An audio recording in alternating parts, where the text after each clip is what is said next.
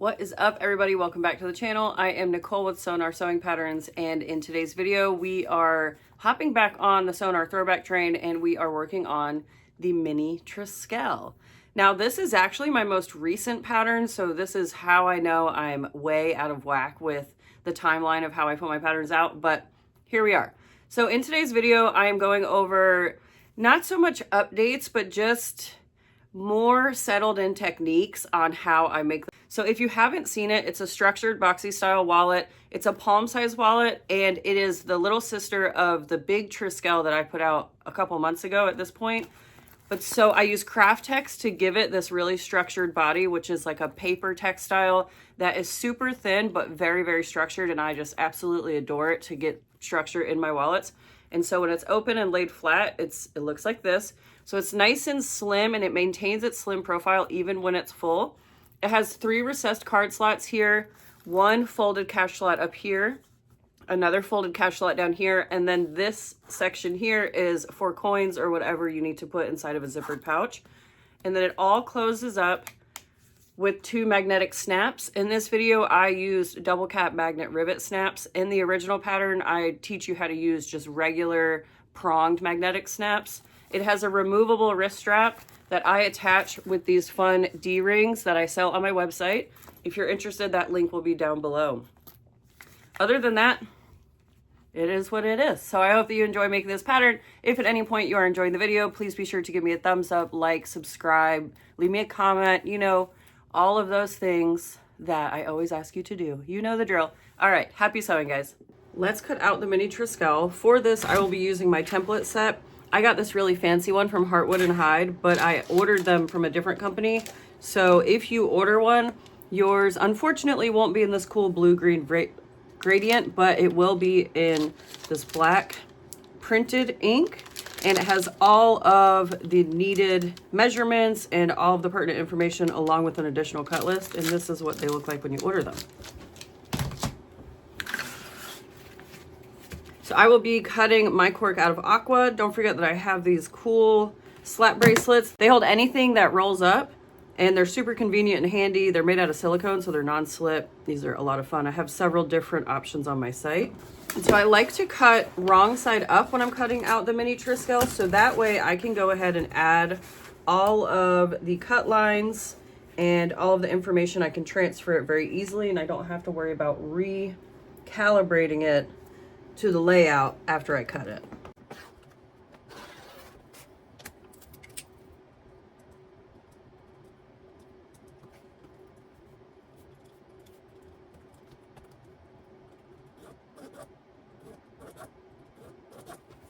Then I always transfer my fold lines as well. So I just go down the line and number them. And then I also want to transfer that this is the zipper pouch down here. So this makes this the top flap.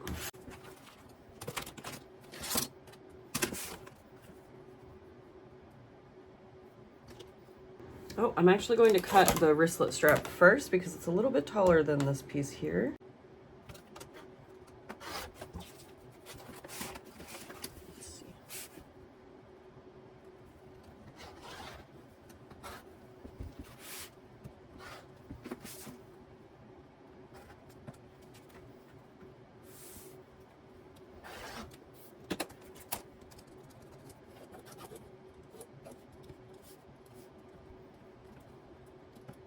And I don't cut out my lines using my acrylic template, but because I have so much room here inside the ID window, I will cut end to end as close as I can get and then snip out the rest with a pair of scissors. So this is the interior bottom, and aside from cutting out the ID window, all I'm going to do is number my fold lines here. And then zipper pouches up here.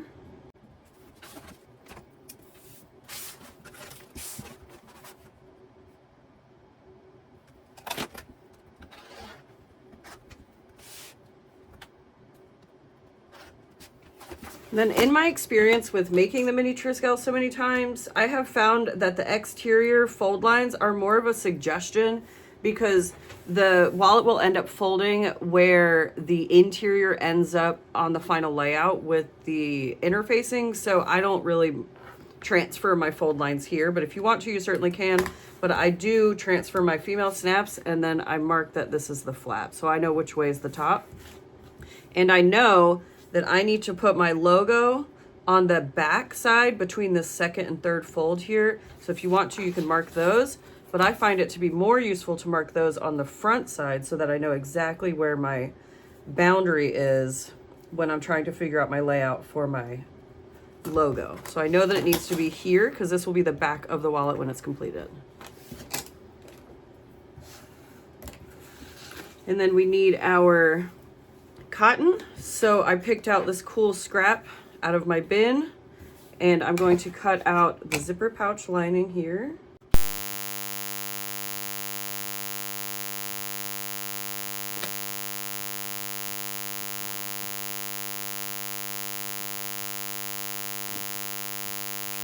And then one ID window backing.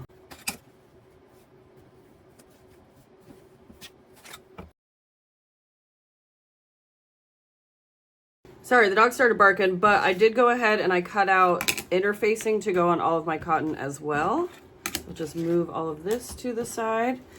And then I need to cut out my vinyl, which I have a bunch of pre-cuts over here, so that's already cut, ready to go. I used a leather punch to punch out this perfect oval. You can get a lot of different shapes online, and they have one sharp edge, and then you use a hammer to hit it to cut out that whatever shape you decide on. So now I'm looking at this additional cut list here, and I have my wrist strap, so I need to cut out my zipper tabs. So 5/8 by 1 1/4, and I need 2 of those.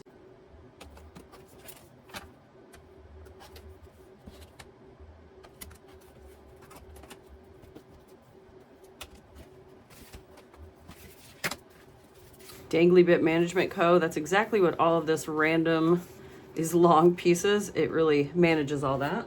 And then lastly, I need to cut out some craft text. This will be the stiff stabilizer that will go on the interior of the wallet to help keep its shape. And I have all of those cuts down here at the bottom, so I'm just going to go down the line and cut those out. I do not use my regular rotary blade to cut out paper products or to cut up patterns or anything like that. So I have the small fiskars that I use to cut all of my thick paper or anything that is not fabric.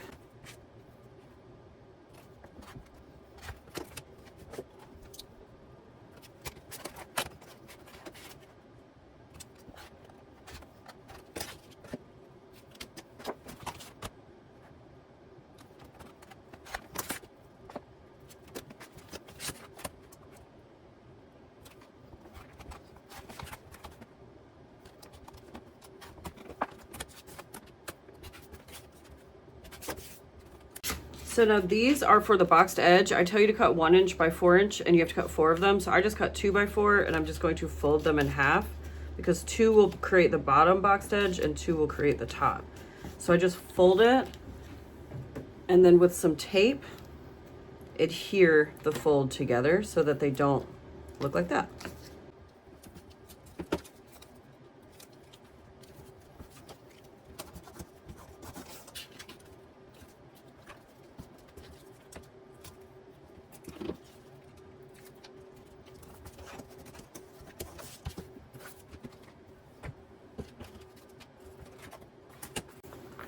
Now, I'm going to go ahead and laser engrave my logo. I know that this is the flap, so this is the top, and I need to put it in between these 2 marks. So I'm going to use a regular ruler and just kind of measure up until it's about midway. I'm not super particular about where this ends up, but as long as it's somewhere in here, I'm happy.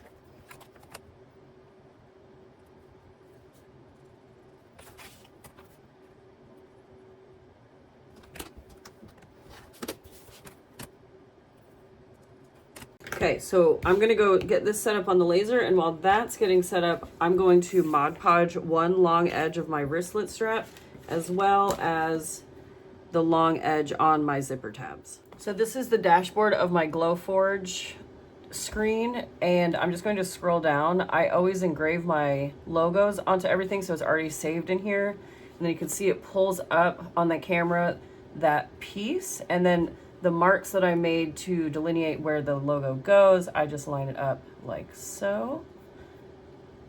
And then you add your material width and then press ready, and it will print it for me, or engrave it rather. Final prep work is we need to cut out our lines in our ID window, and so I like to do this with an X-Acto blade and a ruler. So you can also use the cut files if you're not confident in this, and you have the option of cutting or punching a hole at the end of each line.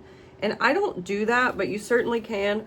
My only suggestion is to make sure that when you punch the hole, you're staying within the boundary of the line. So your hole shouldn't be at the end of the line. It should be right at the very tip of it, with the end of the punch lining up with the end of the line. Because if you punch on the outside, then your card slots are going to be too wide and you run the risk of them slipping out when the wallet is in use. But I like to use an X-Acto blade because you can get a very precise cut from beginning and end. Same thing over here.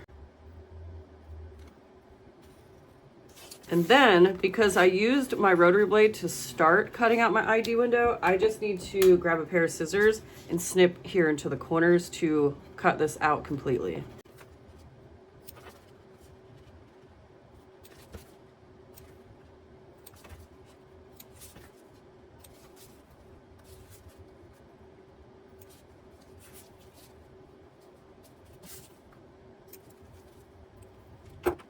I'm just going to singe any loose hairs or furries from the inside of the window.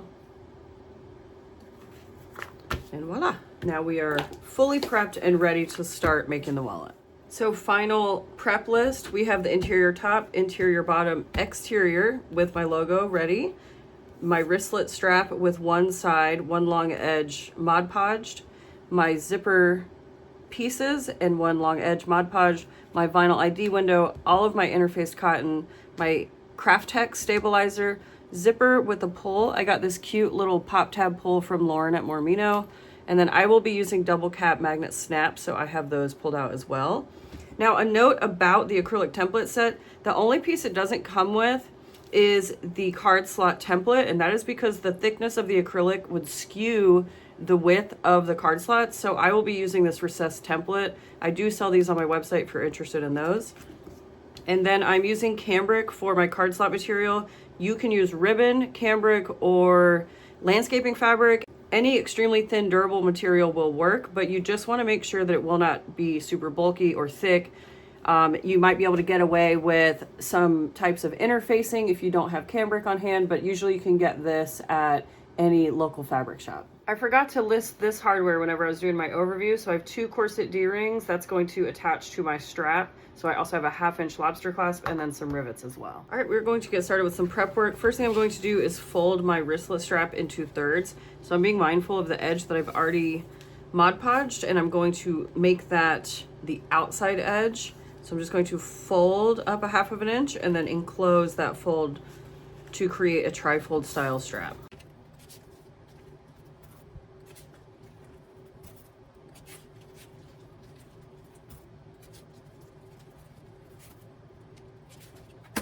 Next, I need to add my ID window. So on the wrong side, I'm going to put some glue around the opening here. You can use tape here if you want to, it's totally up to you.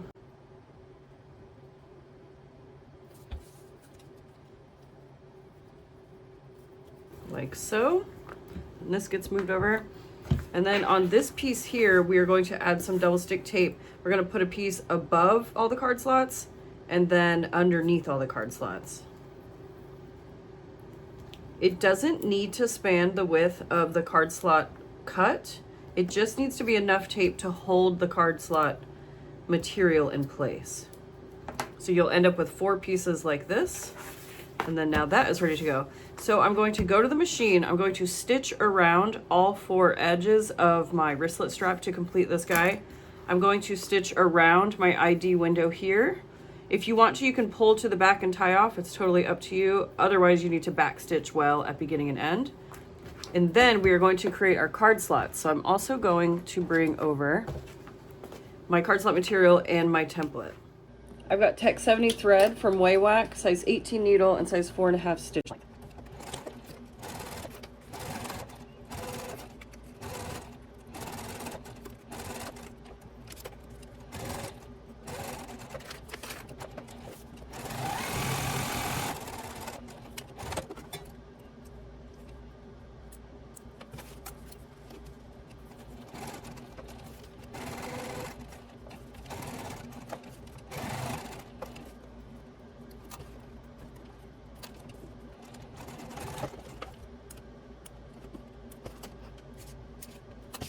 The next detail on this is optional, but I like to do it underneath this card slot opening here. I like to stitch using an 1/8 inch seam allowance here, and I call it a dummy stitch because it serves no purpose other than looks.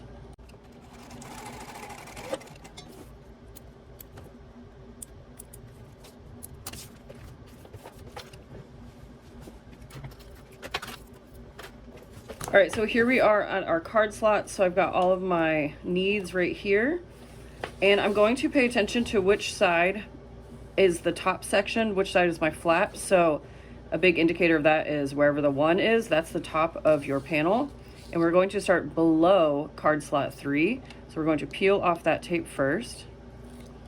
Then you're going to take your card slot material and put it over that piece of tape about 1/4 of an inch underneath the cut line. Once it's stuck in place and the tail is going toward the top of your panel, you're going to flip and you stitch just under that same card slot all the way across, tying off at beginning and end or back stitching well.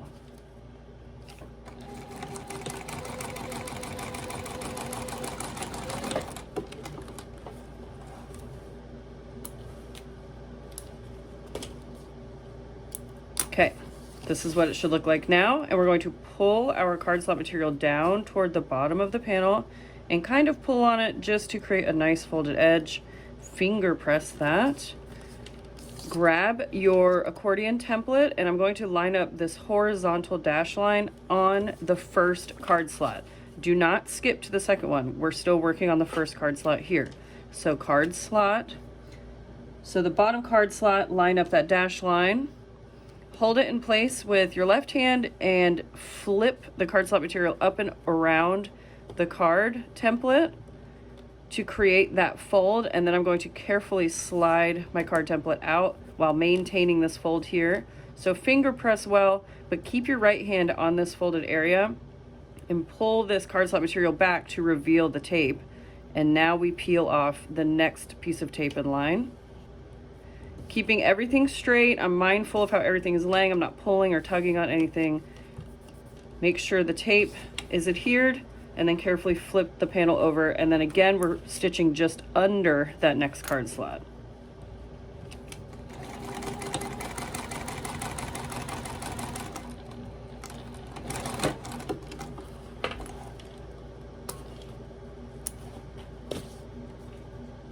Okay, so now we have just created card slot number 1, and you know that because there's only 1 loop. By the end of this, we will have 3 loops, which means that we have 3 card slots. So again, we're going to pull our card slot material back toward the bottom of the panel, gently pull on it to create a fold, and then finger press that into place.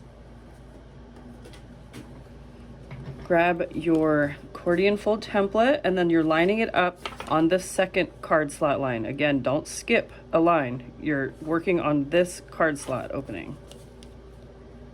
So we're aligning it on the card slot opening, not the folded edge. And then again, right hand flip up and over, gently take out the template, make sure everything is still nice and straight, then peel the next piece of tape and stick into place. Flip over and stitch.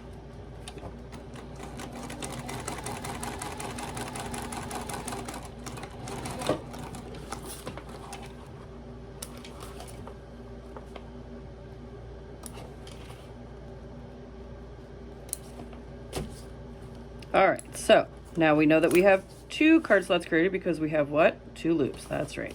We're going to pull our card slot material back down, gently tug on it to create a folded edge, finger press it to help it stay in place.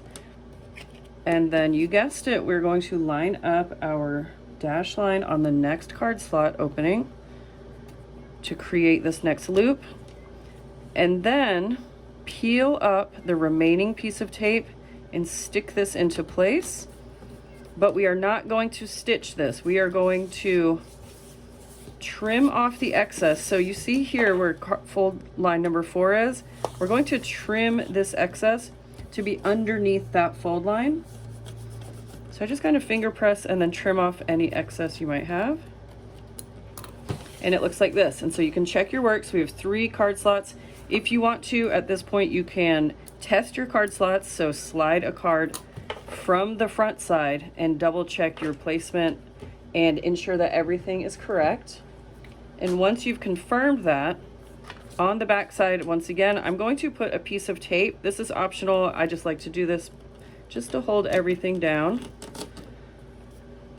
Now what will happen is once we peel the tape, this section will be loosey-goosey in the wind, but that's okay. But that's just something to consider. You can also, if you want to, you can snip just the paper when you're peeling it so that this doesn't get stuck.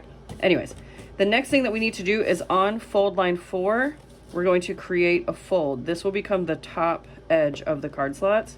So I like to fold it first, finger press it, make sure everything is nice and straight, and then I will go back and peel my tape and refold it on that finger pressed edge. Once it's looking like this, we need to top stitch just along this top folded edge here using 1/8 seam allowance.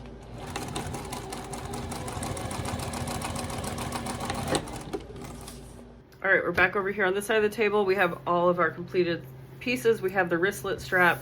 We have the first panel that we did, and we're gonna finish this in just a second, and then we have the interior top. So now this is what it looks like.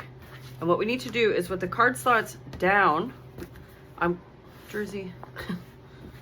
with the card slots down, you're going to grab just this top piece here and pull back up and find the 3 with fold line number 3, and you're going to create a finger press on that fold. So it will look like this. You'll see the bottom of the card slot poking out, and that is just fine.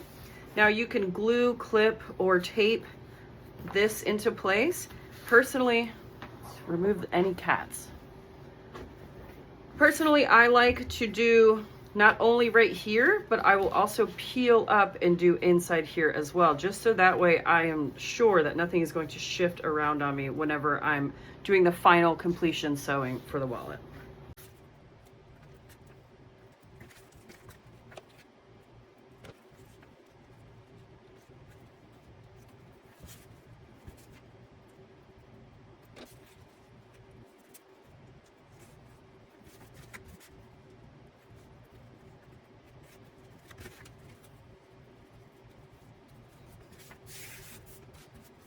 So this is the completed interior top, and now we're going to finish the interior bottom. So I'm going to grab the ID window backing, and I want you to be careful when you choose it, because these are your zipper pouch linings and this is your ID window backing. They're very similar in size, but we want the taller, more narrow piece. And so on the back side here, persistent kitty. On the back side, we are going to lay this ID window backing into this section, and then it will show on the outside. If it is directional, make sure that the top edge of your panel goes toward the card slot, because that will be the correct orientation for it to be vertical.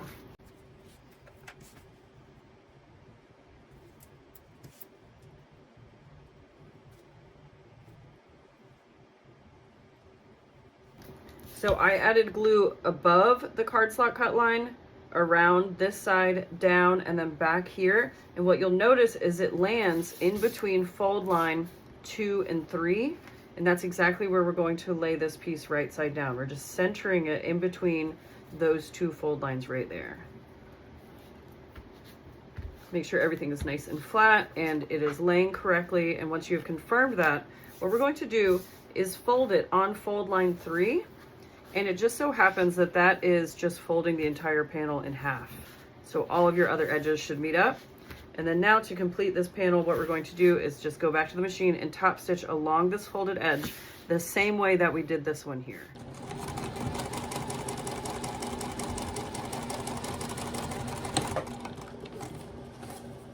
All right, all stitched and ready to go. This is what it should look like. Next thing that we're going to do is ID window face down. We're going to pull up the top half and fold on fold line 4. You'll see the 4s down here. So fold line 4, we're going to finger press this. And if everything is aligned correctly, what you should see happen is fold line 2 and fold line 4 should line up down here underneath. And you should have about a 1/2 inch overlap here along the front side. And then just like we did with the tape on our sides on this panel, we're going to do that over here as well.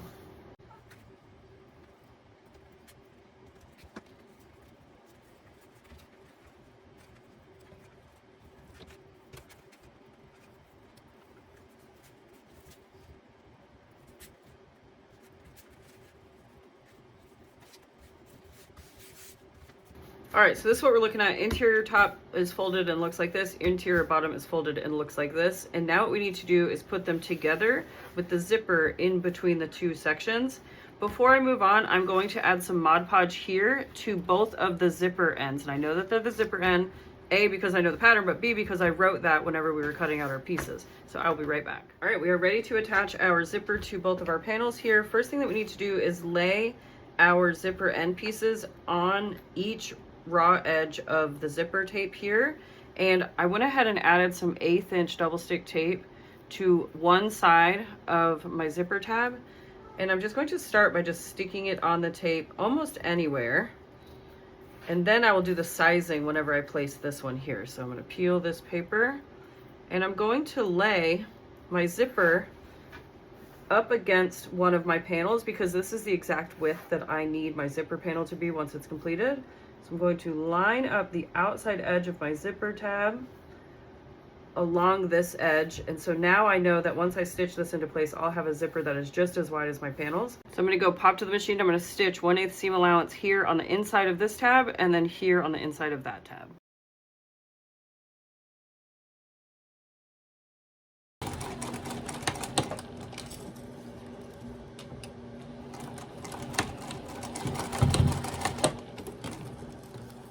So I've got it stitched, and now what I want to do is just peel up the tab, and I'm going to trim the zipper tape down underneath here just to reduce bulk. So I'm trimming it close, but not too close that it runs the risk of pulling out when the wallet's in use, but just alleviate some of that bulk of the teeth under here. All right, next up I'm going to attach it to my interior top first, and I'm going to have my pull on the left side because I want my zipper to open left to right. If you want it to open right to left, just start it with your pull on the right side. I'm gonna put the interior bottom to the side and just grab one of my linings. I've gone ahead and added some double stick tape here along the zipper pouch edge.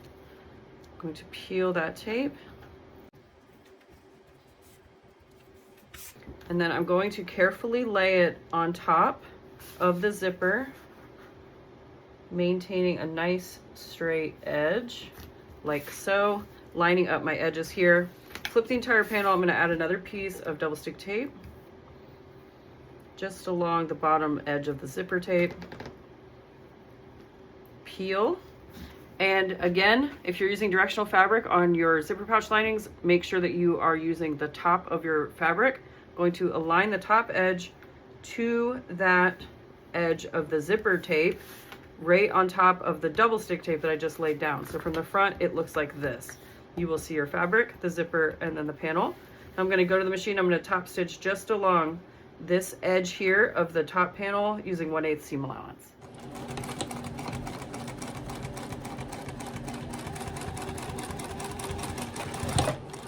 This is what we're working with now. We're just going to fold this down and out of the way and then repeat all of those steps for the remaining panel and zipper pouch. So peel tape, align it along the bottom edge of the zipper. I'm trying to match the same amount of zipper tape that I have showing up here is what I want showing down here. And I'm just eyeballing it, but if you want to get technical, you can go ahead and measure it. So there we go. Flip, and then keeping this piece out of the way, clip it if you need to. We are going to add more tape here along the opposite edge of the zipper. Peel, and then top edge of your cotton, right side down along that edge of the zipper tape. So it's the same thing, but we've already attached the side. But if we didn't, then you'd see the cotton lining, the zipper, and then the panel. And so just like before, we're gonna go and top stitch just along that edge.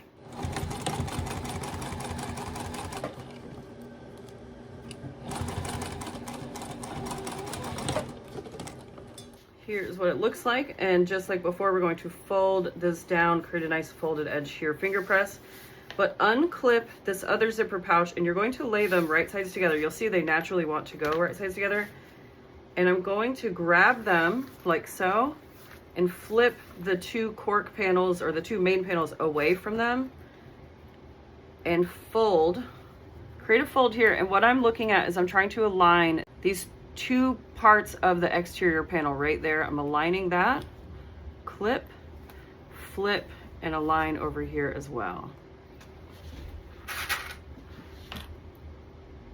Once those are aligned, now I can go and stitch my zipper pouch closed, and I'm going to just get as close as possible here, stitch down, across, and back up. I'm not super concerned with making sure that it's fully enclosed, because when it's being used, coins and such are not going to be able to slip through tiny little holes here.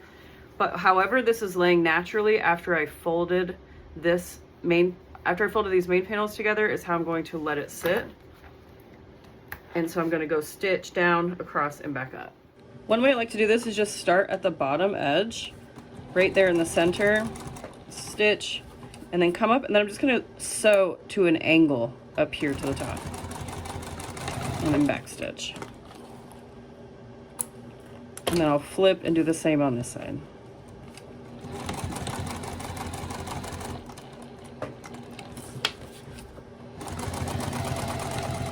Grab some scissors. I'm going to trim down my excess here.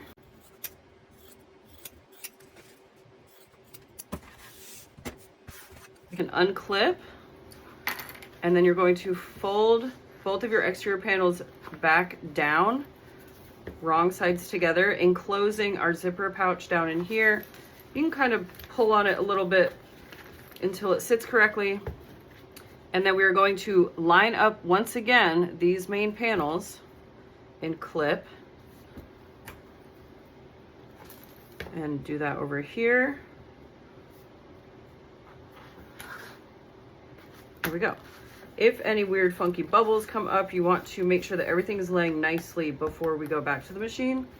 So once you get everything laid correctly, we are going to measure from this raw edge of the cork 3 inches down and mark a line here across the main panels.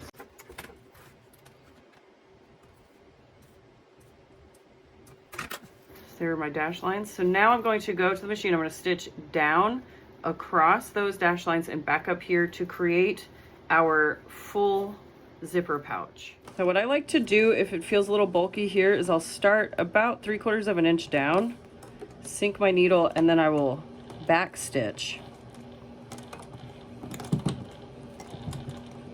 and then continue stitching down.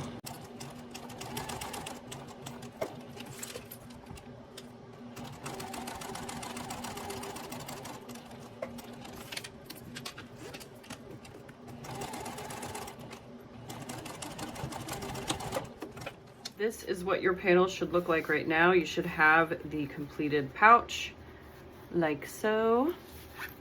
And then what I like to do is pull my panels apart from each other. And right here, this seam that we just created is going to be the middle of the boxed bottom edge. So you want to finger press it, apply a lot of pressure so that it looks something like this, because if you can tell, this is now the layout of the wallet itself.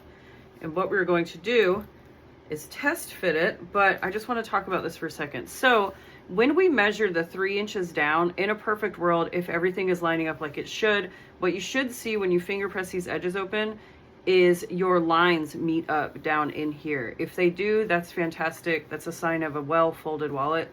If not, it's okay, because what we're going to do now is our test fit. So I have my exterior here, I have my flap side on my left side, and then I know that my interior top goes to the flap. And so I'm just going to lay this and see where it's all shaking out. What we want to happen is we want it to meet up perfectly, but sometimes they don't, you know, it's an imperfect world. What are we gonna do? But what we'll do is if you have any excess on your exterior, we're going to take it off of the flap edge. So you'll line up down here, press out any weird air bubbles, and then you'll see this is my little excess. So I have about 1/8 of an inch. So I'm not pressed about that. That's pretty good. But before we tape this into place, we need to add our stabilizer and some of our snaps. So if you are using regular magnetic snaps, you need to go ahead and install your male portions on the interior top and your female portions on the exterior bottom. So check out the pattern pieces for that. If you are using double cap rivet snaps like I am, we are only going to be installing the exterior bottoms. We'll install the flap once the wallet's all done and completed because they have the nice caps on them that'll show from the outside. So let's go ahead and install those now. I'm gonna grab a hole punch, punch out these holes and get these installed.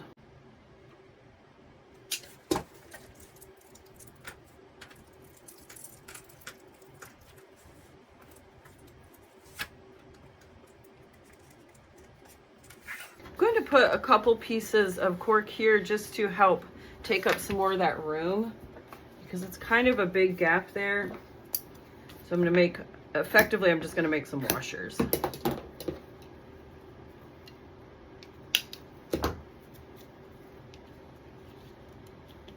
I'm going to trim it down. I don't want it that close to my seam, to my edge seam, because it'll add unneeded bulk down through here.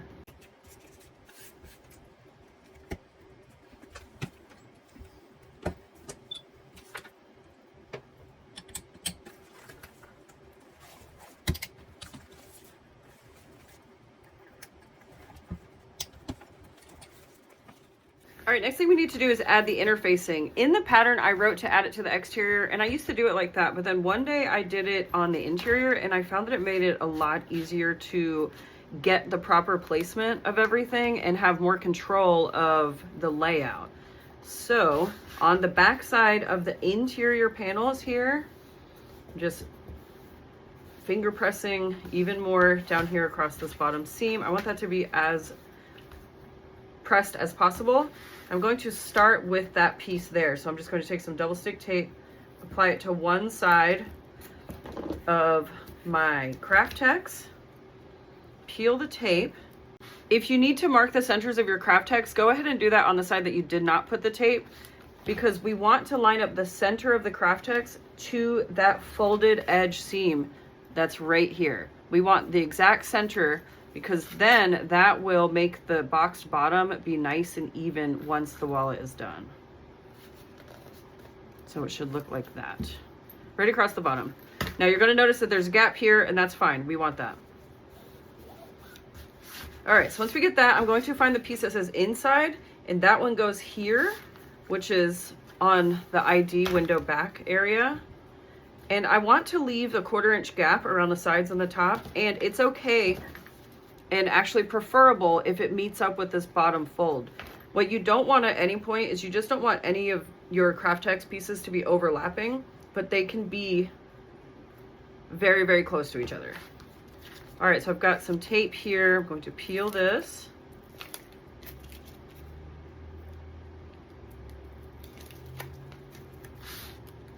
And then lay it just like so. So it's very close here on that edge, but if you can kind of imagine when the wallet is finished, you can see it creates a big gap here. So I'm not worried about them being that close there. I'm trying to maintain that nice 1/4 inch gap on the sides.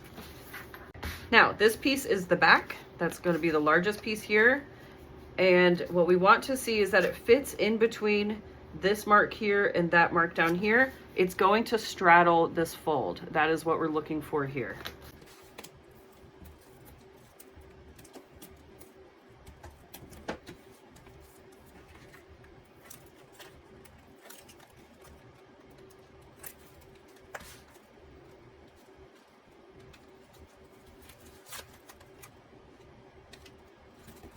If your back piece comes above the line or below the line, or it wants to overlap this bottom edge piece, trim off 1/8 of an inch. Start with 1/8 and see where that gets you until it fits nice and snug within those two lines, like so.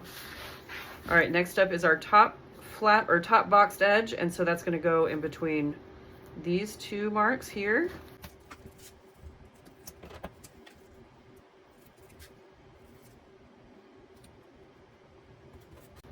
And then lastly, we have our flat piece that will go right here.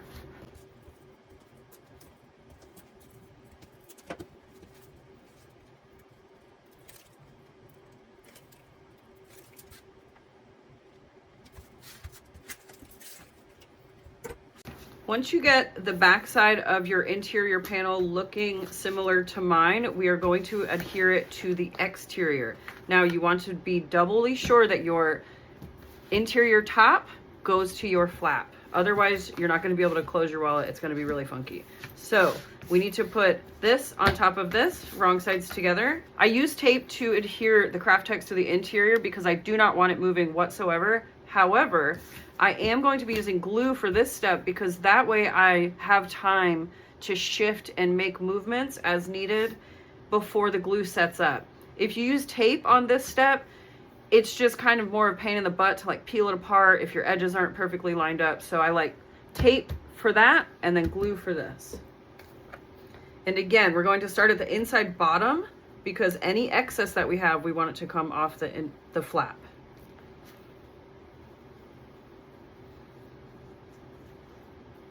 I'm going to be liberal with my glue usage here because this will come in handy when the wallet is completed as well. Since we'll only have one perimeter stitch, it's okay to add a lot of glue because that means that every single section of the exterior is adhered to the interior and there won't be any funky bubbling. Okay, so I'm going to spend some time lining this up, making sure that all of my edges are even. And then applying pressure and adding clips as needed.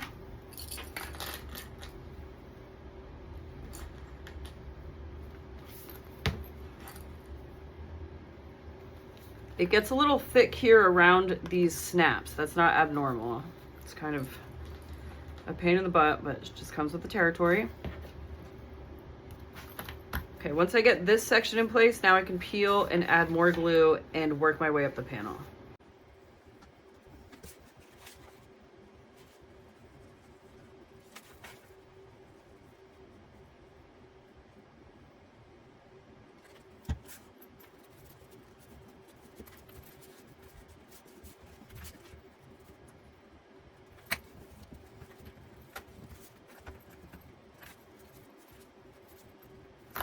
All right, and then so through the gluing process, I was able to ease in a little bit more and I shaved it down to about a 1/16 overhang, which is fantastic. So I'm just going to add a couple more clips along through here.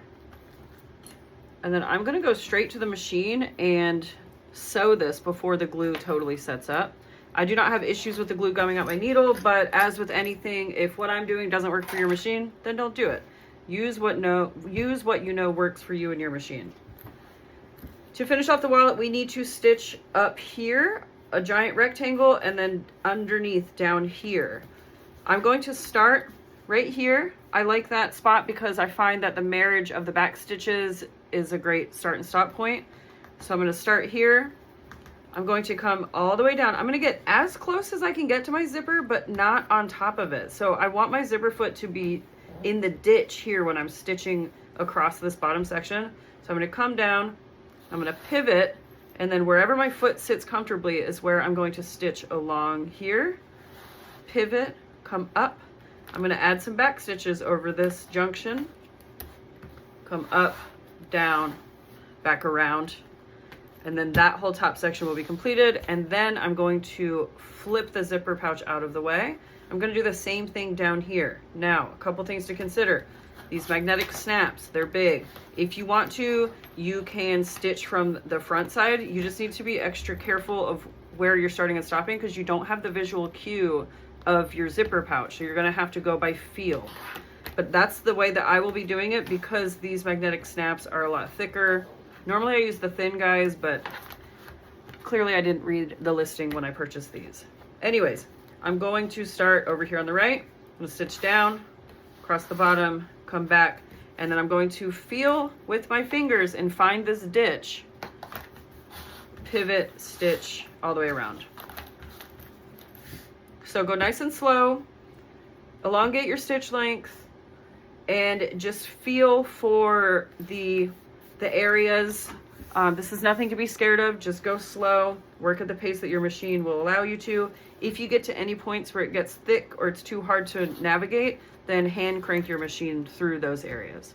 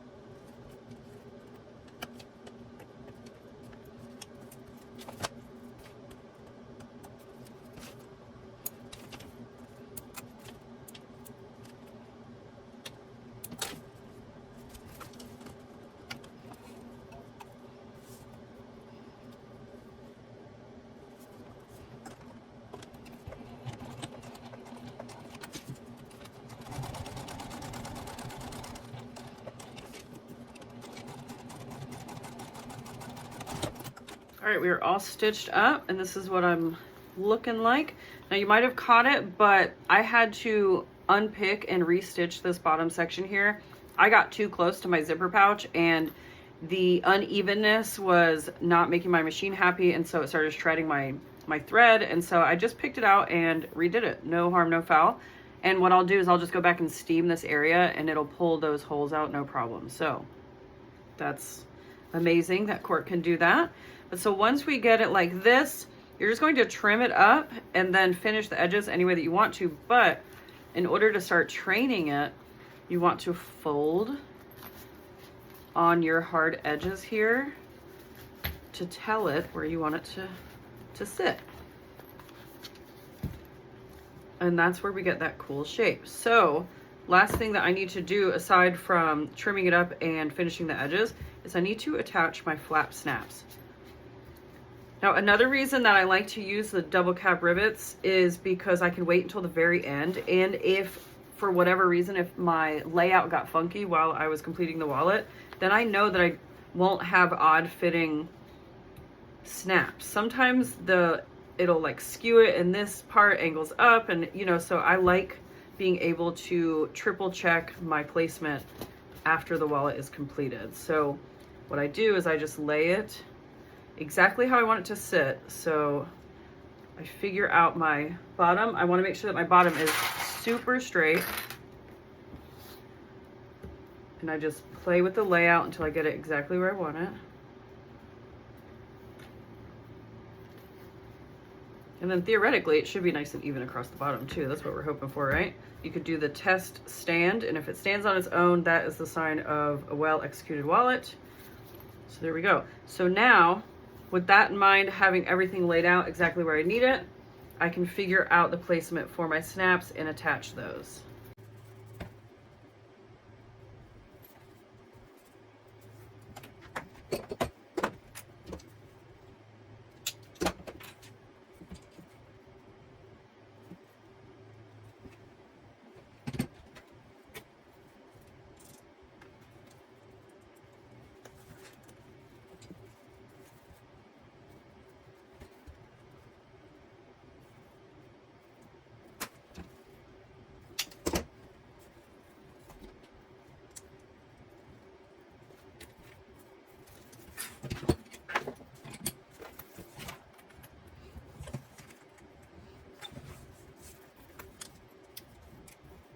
All right, once you get your snaps in place, we need to do our final hardware additions. So we need to take our wristlet strap and we're gonna add it to our lobster clasp here. So I'm just gonna nip my edges like I always do.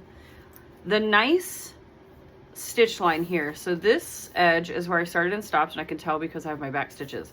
So this side that's nice and smooth, I'm going to slip through my lobster clasp and then take this other edge and lay it and then encase it like so. And I'm going to slide this down to where there's about a 1/2 inch under here. I just need enough in there that my rivet will catch it. So I'm just going to punch through all of these layers and add a rivet.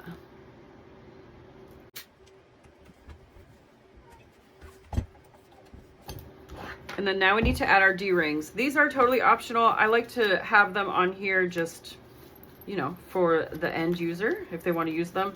You can put them on the outside of the wallet or the inside. I like to do the inside, and then all you see is 2 little rivets on the top.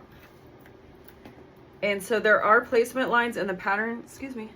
There are placement lines in the pattern, or you could just center between your 2 fold lines here and mark that placement, and then install the D-ring using a rivet.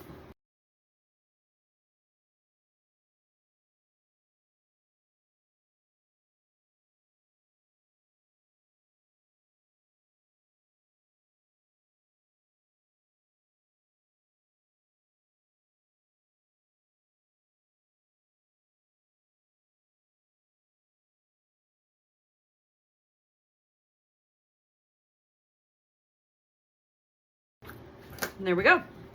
And now the person who buys this wallet can attach it to whichever side they want based on which side of which handed they are.